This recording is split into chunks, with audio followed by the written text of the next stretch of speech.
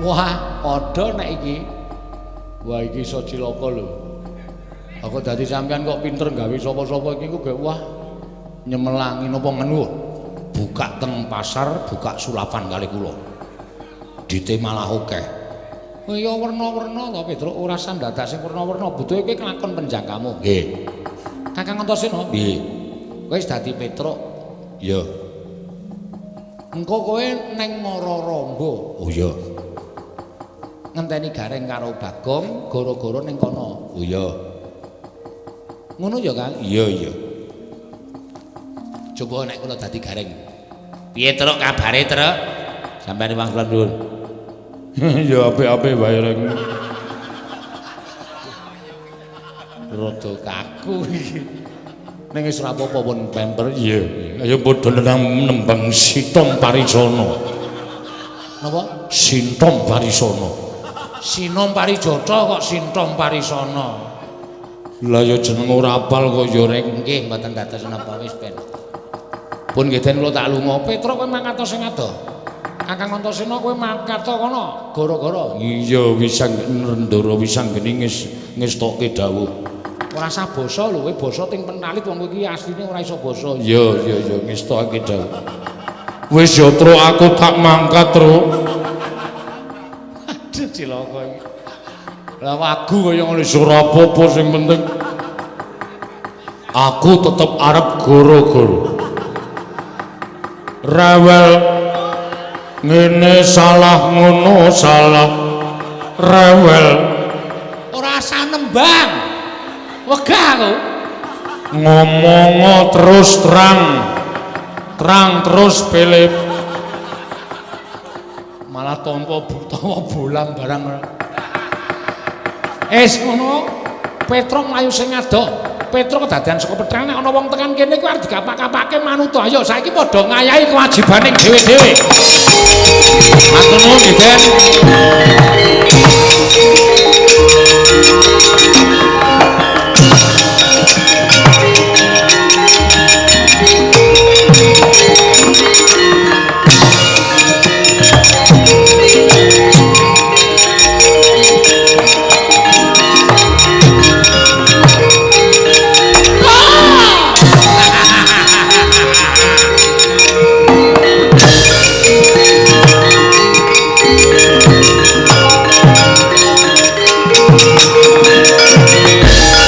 Purnena panalinganira majaring ratri linenggak jangkanira kabisanananing prang brata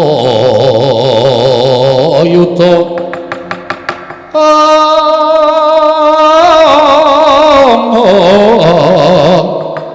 aning prang brata yuda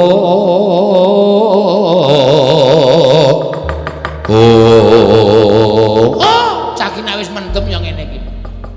Ing atase sing arep mati kok dadak nyewa blangkon karo surjan.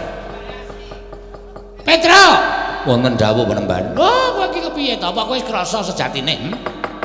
Yen to praptane Begawan Durna ana ing Karang Tumaritis iki nganti karo anakku murid ya kuwi Werkudara. Nggih. Kuwi gantine kowe tak kandhani ya, Petruk. Werkudara bakal nampa ngelmu ya kuwi sastra mulya. Apa ya terus mau ya? Pengamaning bawana babar kamulyaning jati kuwi ganeping sastra cetha paripurning wangsip.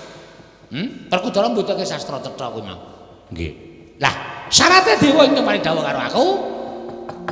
Syaraté dewa ingkang paring dawuh karo aku dina samengko iki. Tumbale ora nek kejaba mung Petruk kantong bolong. Mula kowe tata-tata nganggo surjan nganggo iket kuwi jane mung arep mudar. Perasaan dadak kowe kan gunung tanpa guna. Kowe mung arep mudar mula wektu dina iki pasrahno jiwa ragamu. Pasrahno jiwa ragamu karo Begawan Durna. Kowe bakal tak boyo marang negara mesti ora pateni, Petruk. Cumangkah anggru sesumbar lindhu bumi kuncing. Kumaluduk kontur katuk.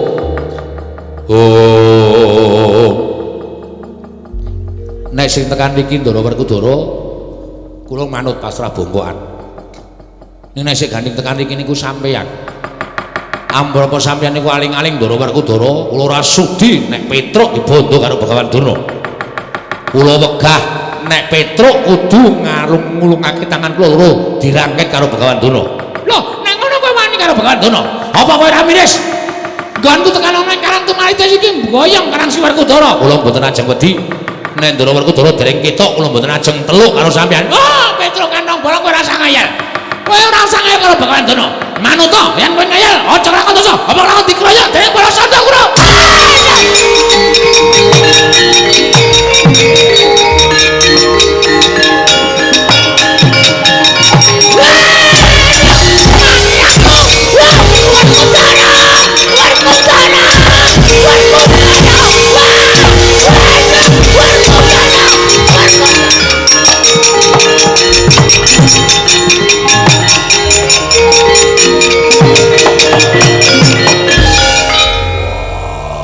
Petruk edan ngajar Durna.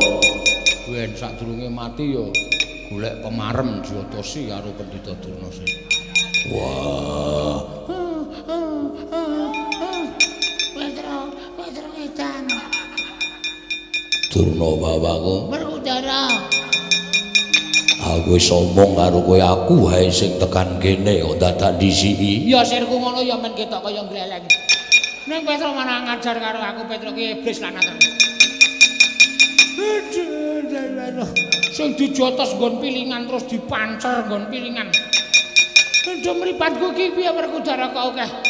Teng klepir ora karo-karuan. Wah, ngaso. Nggoda semaput. Werkudara. Lah, gandane semaput. Aku dibatang-batang sih.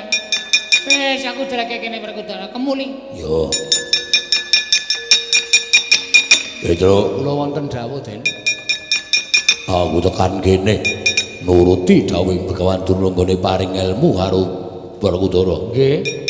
Terus Syarate aku kudu mentala mateni kowe. Ning patimu kudu mapan oleh negara Ngastina. derek kula mboten ajeng silak. Petruk niku namung ngabdi kok, Den. Nek sampeyan mateni Petruk sampeyan wuwuh ngelmune. Petruk dijoli ngelmu kanggo kabetanipun Gesang Ndara Werkudara kula manut. Niku tresna kula lahir batin.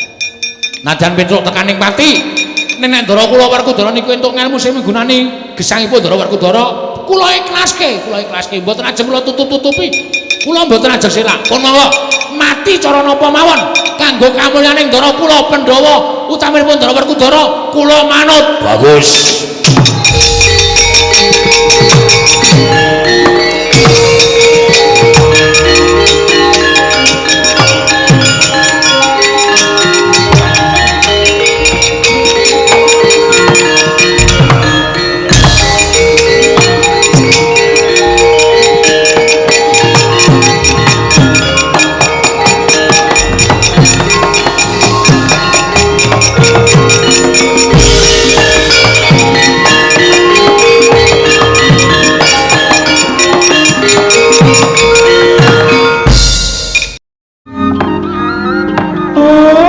Ndara kula Den Ndara Janaka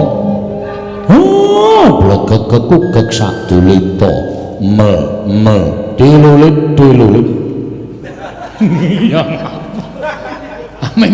Sesebutane kok ditambahi dilulit-dilulit. Mbangane blegegek sadulita lit-lit ngono ki rak ketok kaya ora wangun dilulit. Aku ora kaya bakul es kok dilulit njaluk weh. Ora ana wong tuku kok njaluk. Wilujeng Ndara. Iya Kakang Semar. Tansah pinanganing kawidadan prataku ning Karang Kadenta Kakang Badranaya. Syukur. Ndara kula ngaturaken bekti kula kunjung nggih Den. Iya nawa garing. Karya bumbung penggaliku pangestuku tampanana. Nggih kula pun ninggo jimat. Ndara kula ngaturaken sembah bekti kula kunjung. Iki suarane sapa nawa garing? Petruk kenging radang tenggorokan. Ya truk bubar ya truk medeni ya. Untuk bubar medeni kita ngku dilongkas ora. Gemrubuk terus ya angin. Ora apa-apa rasa digagas menawa iki angin saka segara. Mungkin cedhak segara. Ya ora ada ya. Padake nang Blekonang wae. Cedhak segara iki ada. Gusti Ndara Janaka kula ngaturaken bekti kula kunjuk nggih, Den. Iya Bagong tak tampa. Pangestu tampan ana. Nun nggih sangat anggen kawula ndadosaken jimat. Enten apa, Gus? Lah kok sampean rawuh enten Karang Kadempel. Mundi dawuh timbalane Kanjeng Koko Prabu Darma Kusuma. Kakang si Kakang tinimbalan sowan ning negara Ngamarta. Naden Kakang Semar ku derajate ngaceplik bebasan nuwun sewu.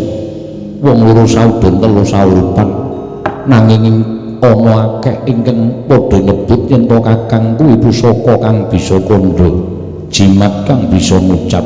Mandel ora, Bapak iki pusaka bisa kandha jimat iso jengat. Jimat iso bisa ngucap kok iso jungat ora. Heeh, jimat iso ngucap. Mula Kakang Semar ayun dak kanthi prapta ning negara Ngamarta. Suwan ngersaning Kanjeng Koko Prabu Darma Kusuma Kakang.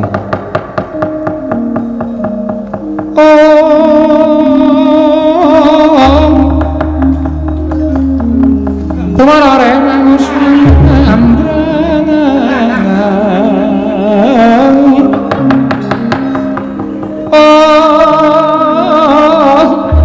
kati karnaning kasose enaning marga malala tumring sang kandha wastran maca Muhammad mojo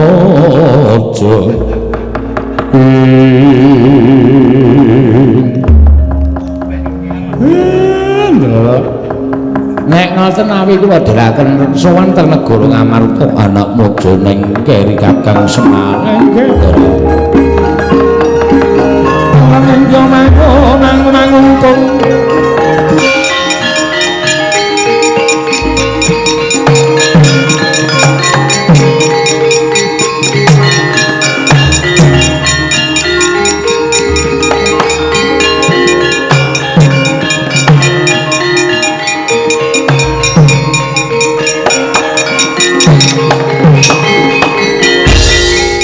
Goncang kancing langit kelap-kelap katon lergin canging risang mawe gandrung sabaran kadulu wukir moyak mayik saking dias baliwur mangsuli kondo ngajeng kira Petruk kandung bolong kemlajar saking Karang Tumaritis nalika semanten saka jerih kelawan Raden Werkudara ngentanganti kadarang-darang lampahing Petruk kandung bolong nalika semanten saka adoh ing rumampang nganti ora weruh kiblat Lurah Petruk Gandhong Bolong.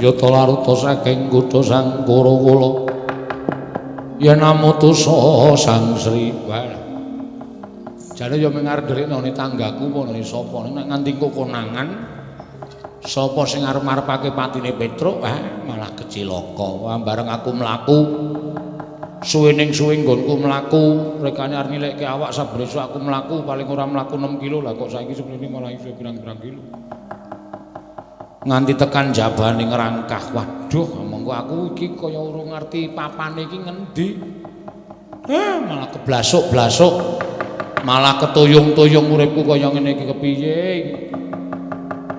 dalan sing maune tak liwati kok kaya tak sawang kaya pangling gek aku ki tekan ngendi desa ngendi dusun ngendi kelurahan ngendi kecamatan ngendi kok suasana saya sepi kaya ngene iki gek kepiye wah jan malah cilaka kemangka ndara wis anggeni gawe Petruk pirang-pirang ngene nganti mulih nang omahku Kurantawati ora ngerti nek kuwi Petruk palsu langsung dirangkul. Aneh. Waduh. Wah. Kok pikir aku dadi sing ora-ora ya? Ning ora ah. Bojo iki wong setya bekti karo aku ora bakal tumindak kaya. Ning nek padha rupane. Ha piye? Monggo sing teko Petruk plek kaya aku. Ayo bojoku ora ngerti nek kuwi aku apa udu. Terus langsung nek Petruk sing palsu wisuh Bu. Wah, cilaka iki. Kok men kowe dhewe? Wes. Dinggo sesuk sore meneh kok. Ndak malah gerok ora. Wah, cilaka iki wis. Wis pasrah karo pepesening kodrat.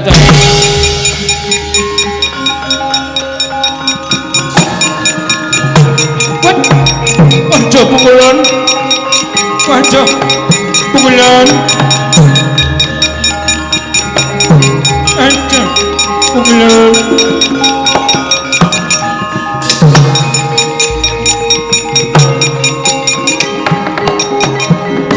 Aja pukulan. Ngentraken sembah bekti kula njuk pukulan. Petruk wong geculku marujul. Selagine Jawata rawuh wae kowe isih bisa kaya ngono mongko kowe ora ngerti dalaning Bali. Oh iya ya. Aku kok ya ngopo to ya ning ndi-ndi mesti sarwa seneng ning jane atiku iki cilaka. Petruk dalem ulun ngerti pesambat kita. Nggih. Lha niku pripun Bu Ulun? Pancen sayektine apa kang dadi pacoban kita mau, wis pinesti kita dadi lantaran tumedhaking kanugrahan. Weh. Kula niki? Iya, Petruk. Lah mengsa kula kok dadi lantaran tumedhaking kanugrahan niku pripun? Tumedhaking kanugrahan kuwi mboya mawas kelawan derajat kelawan pangkat. Nadyan kita wong loro saudon telu saurupan. Nanging lamun dewa wis mesthekake lamun kita ingkang kudu dadi jalaran tumedhaking kanugrahan, ya kita ingkang sak mangko kinarya dalan tumedhaking kanugrahan Petruk. Waduh. Ora nyono babar pisan guru uripku ki ya mulya. Ing atase nang omahmu diwaneni ro bojo wae. Bareng ketemu karo Iwang Pirun padha wenang kok aku dadi dalaning kanugrahan. Nggih mugi-mugi kelepetan dhateng dayanipun kanugrahan mengkono Petruk. Dene kanugrahan ingkang bakal dadi lantaran tumedhak ana ing jagat mau bakal tinampa dening para Pandhawa. Nggih, merga Pandhawa kuwi kita ingkang momong klebu kadang kita nala gareng lan adi kita Bagong apa dene wong atuwa kita Semar. Nggih, kula niki. Aranipun menapa? Kanugrahan ingkang bakal tinampa dening para Pandhawa wujud wahyu katentreman sabab Pandhawa tinuding dening para Jawata ingkang bakal besok babar jagat ingkang kebak ing katentreman Petruk. Wah, alhamdulillah. Dene punden kula para Pandhawa pikantuk wahyu katentreman pukulun. Ya. Lan kejaba saka kuwi, kita uga ingkang kudu bisa ngrampungake lakon ning jagat. Nggih, kula dhewe ya bingung. Petruk niku ngimpi kaya arep dipateni karo wong terus kula ken lungane Ndara Wisanggeni nyipta Petruk loro cacahe. Niki nek mboten kula rampunge perkarane mengke mboten rampung-rampung malah Petruk sing palsu bali teko makula kula cilaka. Iya, pancen mesti Petruk ingkang palsu patutan kelawan bojo kita. Ora sembrono. Ora Petruk pancen ulun ming bebeda lawan jeneng kita. Dewa ora sok bebeda. Dewa ki nek ngendika ki sak kendikane ana sing dicipta dadi kok senengane ngendika. Mbuya. Senengane ora. Lho, kita malah kok ora basa karo ulun. Oh iya lali. Nyuwun pangapunten Bu Ulun. Nggih kula nderek. Kita bakal ulun paringi wahyu, mengko kita paringke utawa caoske lan kemudian kita Pandhawa. Oh nggih. Ning kita uga bakal ulun dandani. Wujud napa Bu Ulun? Wujuding manut kelawan panjenengan ulun. Oh nggih, ngestaken dawuh. Sawise kaya mengkono rampungna pakaryan kita. Kang dumlaroning jagat iki Petruk. Oh nggih ngestaken dawuh. Kita njujuka marang negara Ngastina. Apa ingkang dadi sedya kita ya kuwi nyelametake Petruk ingkang bakal dadi banten ing negara Ngastina. Aja nganti padha ngira yen to Petruk ingkang saktenane palsu mau. Padha ngira yen to Petruk sejati utawa Petruk ingkang saktenane kang dadi banten ing negara Ngastina. slametna asmaning kepundenmu Si Werkudara. Oh nggih, ngestakaken dawuh Pukulun. Iya Petruk maragake tampanana.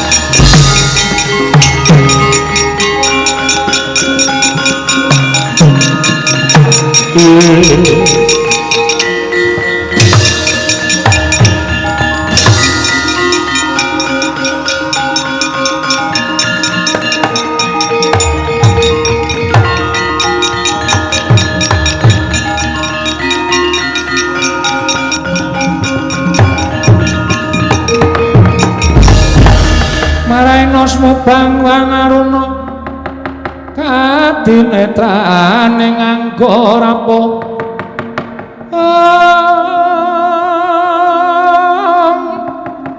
kanikara saketer kinidungane ingkung lir wuwu sing pine panca pepetoking ayam wono Petruk kita wis ulun sebda dadi wujuding satriya bagus lan gagah. Mara mangsa barenggon kita bakal gawe asma utawa jeneng ulun kundur ana ing Kayuwangan. Aja lali sawise kabeh mengko katon padhang wahyu caosna marang punden kita Pandhawa. Oh nggih, ngestakaken dawuh Pukulun. Sembah kula ngendharaken Jengkar Paduka Hyang Adi Pukulun Sang Hyang Bathara Wenang.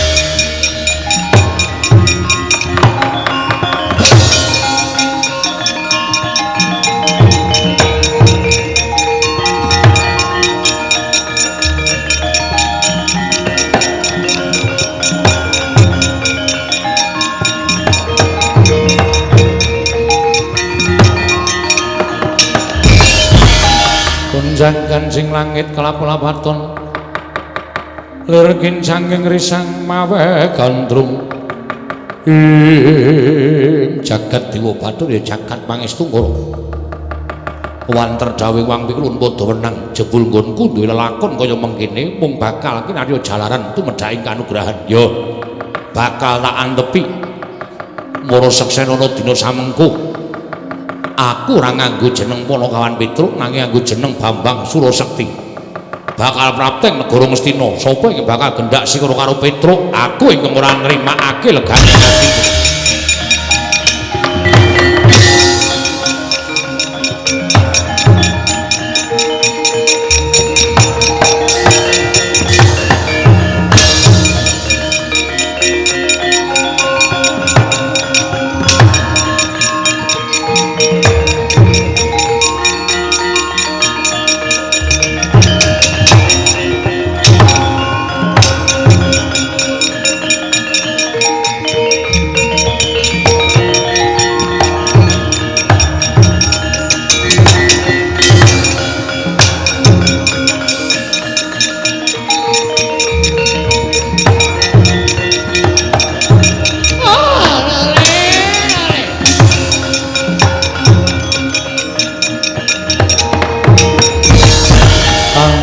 Bala Pandhawa mbyuk gumulung mangung siring sata Kurawa gambah unggih srokatite jagat Dewa Bathara Rudra Duryudana kakangku piye Pamanarya wonten dawuh Bawadana wonten dawuh Ger ming arep mudhar iku dados kanggo sandangan sing genep nganggo iket, nganggo surjan. Kula ngaturaken pangabekti kula kunjuk sinuwun. Ya, Tatomba Petruk. Leres ngendikanipun Ndara Werkudara nalika semanten boyong kalian kula ngendikanipun Ndara Werkudara menawi kula pejah kinarya tumbal lan syarat srana. Ndara Werkudara ngendikanipun wuwuh undhake ngelmi kula mboten badhe selak. Menika kula ngetingalaken pangorbananipun Panakawan ingkang tresna kalian Bendara. Pangorbananipun abdi ingkang saestu lahir batin tresna kaliyan Bendara kula Ndara Werkudara nadyan Ndara kula Werkudara menika badhe pikantuk ngelmu kudu nganggo patine Petruk kula ikhlasaken.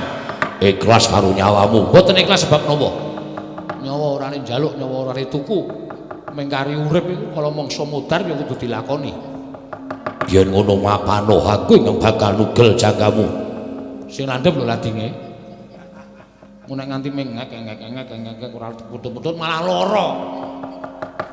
Aku bakal nugel gulungmu ponokan Petruk paman. Wonten dawuh. Mang cawiske bedhama sing landhep. Nggih, ngestaken dawuh nggih.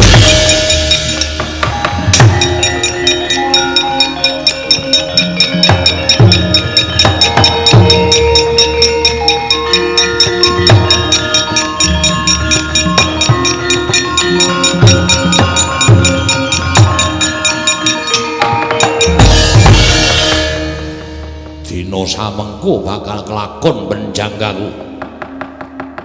Nggonku mateni Petruk kandhung bolong-olo tanpa rupa kowe kekuwataning para Pandhawa. Oh, monggo nggih sampun ngantos kekathah anggen paduka paring pangandikan. Dipun simpen rumiyin raos panjenengan. Petruk dipun pejahi rumiyin. Werkudara, nggih. Pun Kakang melu seneng dene si Adi entuk ngelmu kang anyar saka Bawaduna. Sarana patine Petruk muga-muga tambah muwing ngelmune Dimas Jodipati. Wah. Duryudana, aku ngaturake panuwun ingkang tanpa pepindhan. Yo, Yayi. Rene iki seksekke Petruk kudu tekaning pati. Gunjang kanjeng langit kelap-kelap katon. Lerekin saking risang mawe gandrung. Sigra arsa anugel jangganing Lurah Petruk nenggih Bambang Surasekti ing sakawit sampun prapten negaring Astina. Mundi dawuh timbalanipun Sang Hyang Bathara Wenang kedah ngayomi dhateng pun kantong bolok. Mila sigra minggah wonten ing Datulaya. Nata Ngastina tanpa taliwara dipun tebak dadanipun temah Dawah kalenggak mlajar pati semuni majar sedaya sami majar jeh pengawihipun Sang Bambang Surasekti.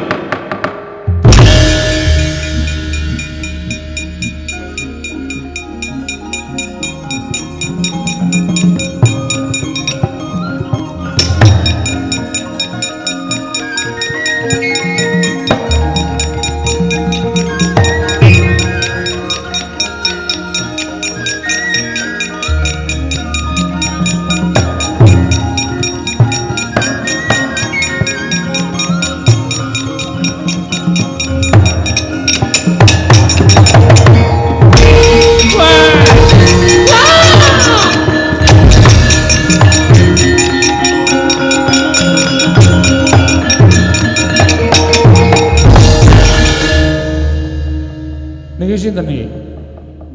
Kula wis merem ngenteni disabet pedang gulu kula. Sampeyan sinten, Mas? Petruk. Yen kowe takon karo aku, aranku Bambang Surasekti. Bambang Surasekti. Iya. Ning mestine kowe ngerti karo aku sapa sejatine aku. Sapa? Aku kuwi sak temene ya kuwi ingkang sejati ingkang wujude kaya kowe. Mariyen nalika ning Karang Tumaritis kowe dicipta saka pethelku lan aku saiki didandani kaya ngene wujude saka Sang Hyang Kulun Bathara Wenang. Weh. Juragan to? Iya. Kowe lah dalah.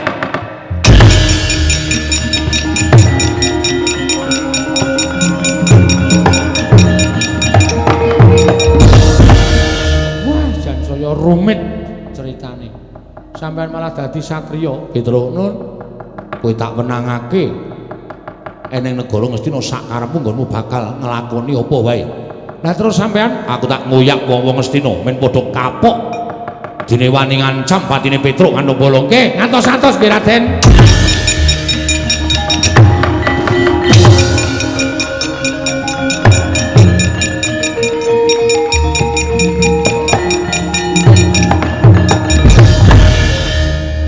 Apa ya piye? Sinuwun Duryudana iki ngoni-ngonani Carawa akeh.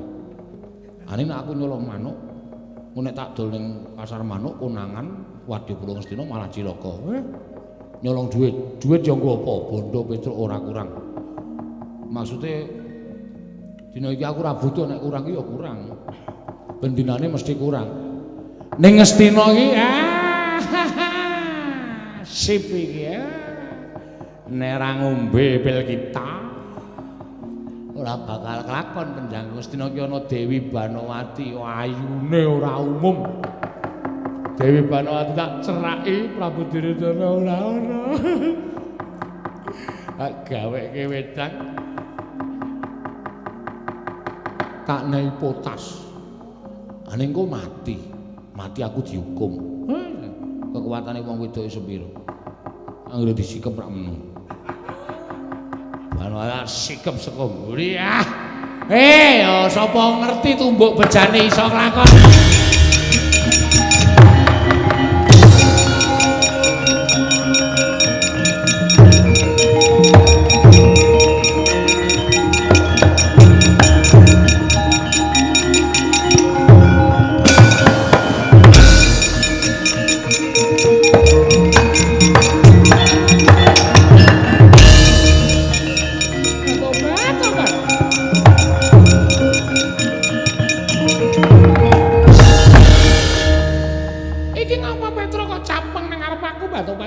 Blangkon nganggo klambi.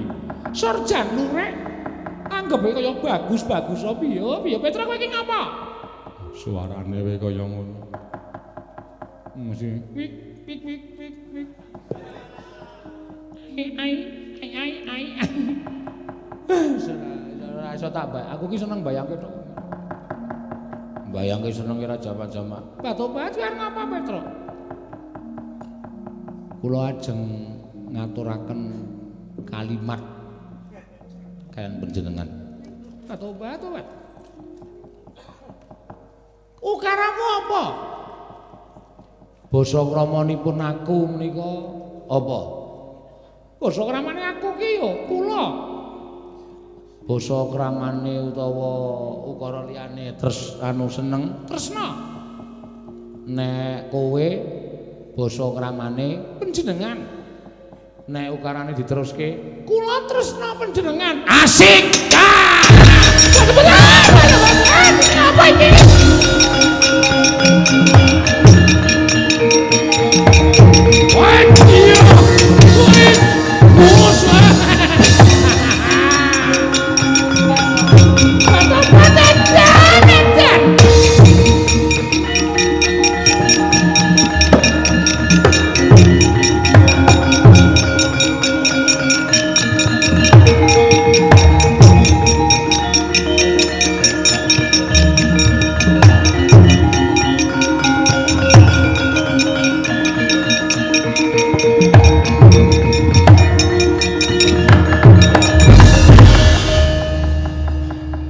Jarene tindak teng Amarta kok malah dugi mriki. Semarupa kowe lali karo aku.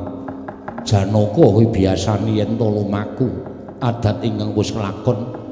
Aku ora nate njangka marang apa ingkang ndak karepake nanging anut-manut laku ning suku. Menyang endi lumaku ning suku ya kuwi ingkang tak jangka. Apa sira Kakang Semar lali? Bener. Ngoten to critane. Iya Kakang Semar. Batobat Dimas Janaka mati aku Dimas. Ora tak kowe. Malah suwane jajaran. Bar ngoyak-ngoyak kok nang kene iki karo piye?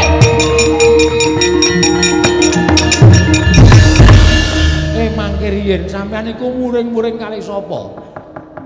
Teko-teko kok muring-muring ka manusa kae. Sing ngeruke kaya sosis kae. Lha dikeprok sirahe modar kowe. Deng apa ya, Truk? Lah kurang ngopo-ngopo lho. Padahal aku kurang ngopo-ngopo. Kok diunek-unekke. Tobat. Menungsa ora tatanan ora ngila karo githoke. Dapure kaya ngono wis diajari mono-kawane kok. Ngoyak-ngoyak karo Banowati. Kakang mbok wonten menapa? Dimas mono-kawanmu kuwi lho. Mono-kawanmu mlebu nang Taman Negara ing Ngastina. Dheweke nyangkrimi karo aku. Jarene basane krama aku ki sapa?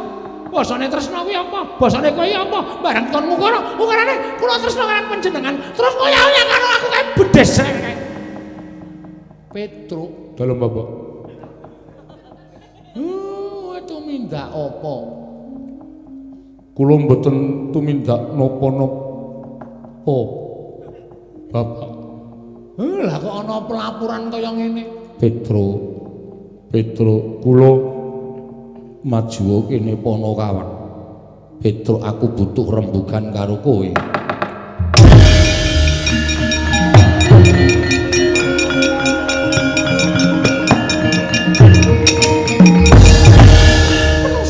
Diapure kaya ngene kok. Oyak-oyak aku kowe. Kowe kok oyak-oyak aku kowe. Aduh, yono tak nembangmu. Petro dalem. Kowe wani ngoyak-oyak Kakang Mbok Banowati. Mbok anggap Kakang Mbok Banowati kuwi sapa? Ponokawan ora ngira babar pisan yen to kowe ngorek-orek marang pasuryaning Janaka ora bakal ilang selawase urip. Kowe abdi sing kepiye dene kowe wani nyamah asmaning Janaka, kowe iblis lanat kowe.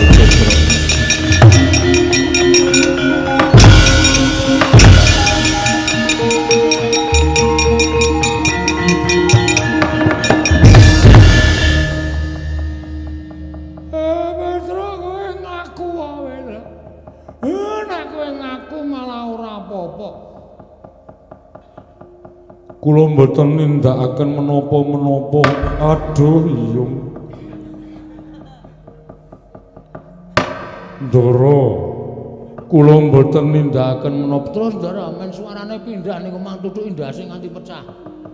Men modar sisan sapenake dhewe. Petro, ora bakal tak gawe macak, mesti bakal tak sirnake kowe wani nyamah kelawan Kakang Mbok Banowati. Arjuna, Janaka aja ngawur, Janaka.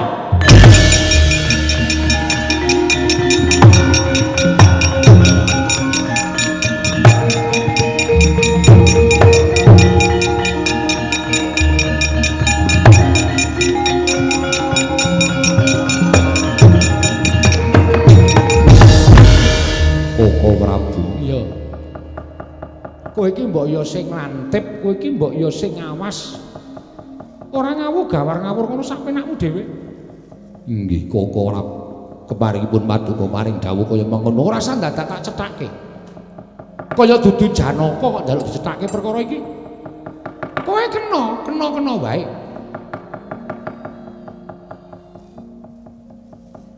Mbok ditampa.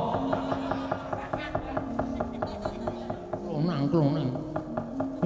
Ya ben kowe iki ngopo to? Kok dadak tak cethake iki ngopo? Kowe kudu ngerti tanggap karo lakon iki, ora usah dadak takon pun Kakang. Nggih. Kowe ora pengestokaken dawuh. Yai Ratu, wonten dawuh mangke kula badhe midana marang Petro. Estu ya Prabu. Yai Ratu kula mboten badhe selak. Oh iki ana ngaten kula ngaturaken panuwun kondur. Mangke menawi kaderangan ingkang garwa menika mangke malah kriwikan dadi grojogan geguyon dadi tangisan. Sameneika kondur. Petro kurang ajar, mangke kula badhe ngukum Petro. Matur nuwun Kakang Prabu.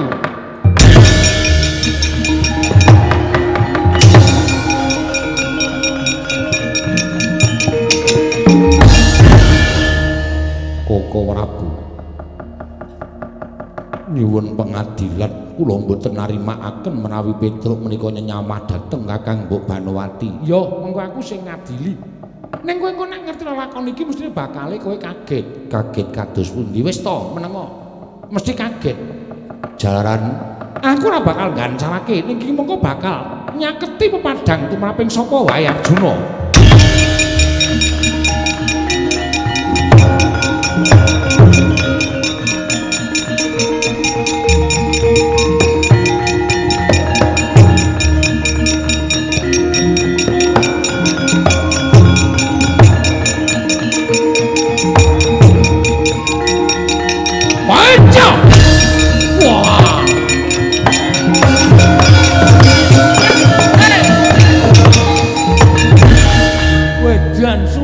Kaya iki. Piye iki sinuwun? Wis ta Bagong menengo. Engko aku sing jarwake. Wah, lha kok elok tenan iki. Truk. Kok kabeh semaur. Lah aku Petro, aku ya Petro. Wah, jan mulane kok. Ha iki kisah keconangan saiki mula kok ken mau Petro nembang iris-irisan kowe dadi Iris-irisan wortel. Jebulno kaya ngono ta. Koko Prabu menika wonten menapa? Petro wonten dawuh kowe teng mburi. Oh iki. Petro wonten dawuh. Ha iki Petro kok wagumen omongane. Nggih, Sinuwan. Sinuwan kok Sinuwan. Ayo teng mburi. Jejer kalian Petruk menika. Iya ora apa-apa wong kowe iki ya ora ana apa-apane kok. Nggih. Ngestakaken dawuh. Wis lajeng menika kaduk. Kula kan duwe anak Petro loro niku pun Semar menengo. Mar bingkem cangkemmu. Omong wae ora. Aku ki dadi wong tua bingung kok anakku Petro kok loro. Wis to, kowe meneng wae. Kowe kok tak kandhani ngerti lakon iki Kakang Semar.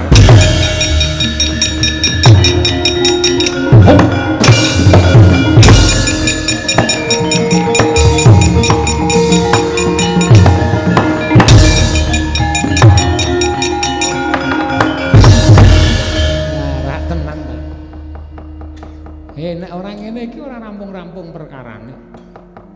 Sowe.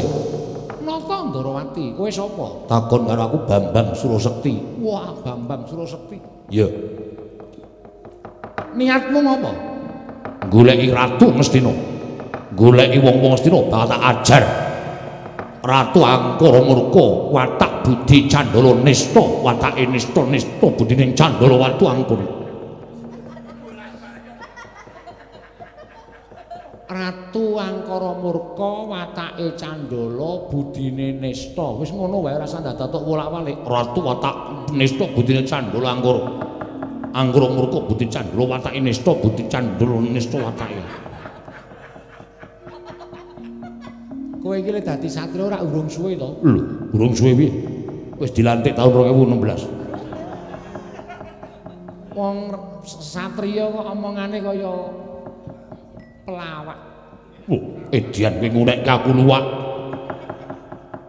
Budhek meneh. Lho, ngunekke aku ora mangan gudeg. Oh lah, koplo. Pil jengkulmu mlocot. Apa rumah sama aku ora ngerti karo kowe ayo kowe salino. Kowe salino. Iki lakon iki nek kowe ora salin ora rampung-rampung. Lho, salin piye? Kowe iki Petro kok dadak werna-werna ora.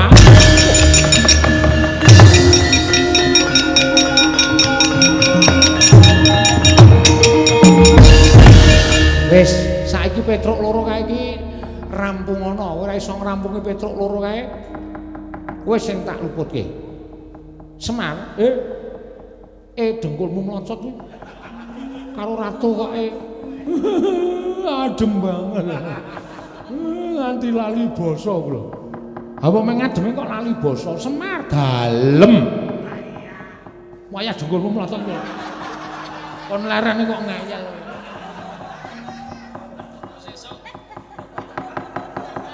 Iki anakmu sing tenanan Semar. Napa nggih? Iya. Wah, kakroane iblis ah.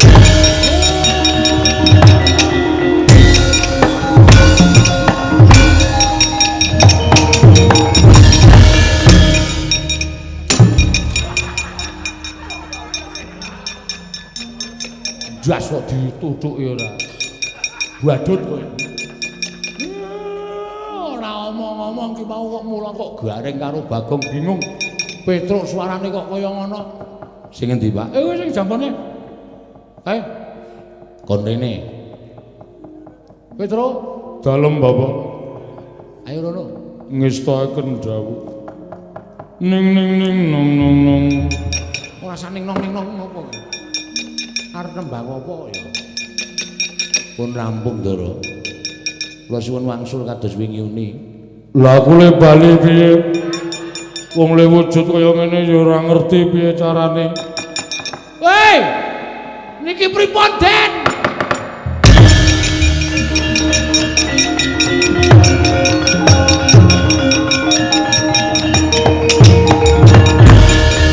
Lah edan iki. Sutradarane kowe to? Sutradara ya. Iya wae aku wae bocah gendeng ora. Mula kok sapa-sapa didadekke Petruk wong edian taun ora. Iki sapa? Iki kakangku. Kakang Antasena. Saidian njaluk dicothok.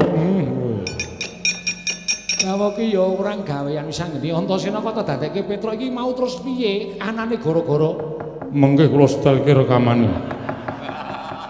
aneh-aneh wae. Kakang Antasena bali kaya wingi ni. Ya ni manut ni.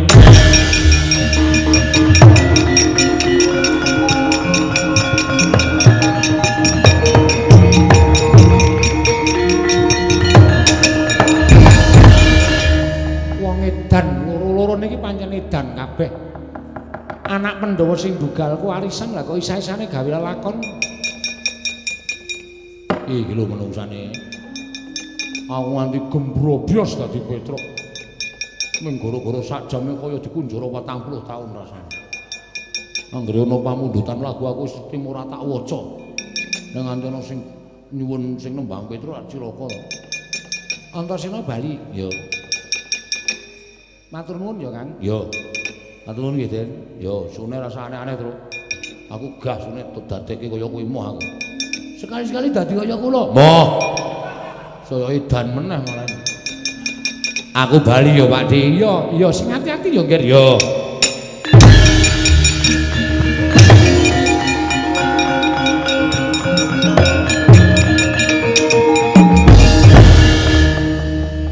Lah iki sapa Petruk? Niki sing gawe ya niki. Oh, lah wis anggene kok ya werna-werna. Lah kok gawe Petruk 3, mbok ya Petruk 1000 aku iso. Iya, aku percaya kuwi pancen wong pinter, pancen wong wasis. Iki balekno. Sing duwe durung bali. Lho. Balekno kaya wingi uni. Iki mung wujuding petel kok, arep petel balekno.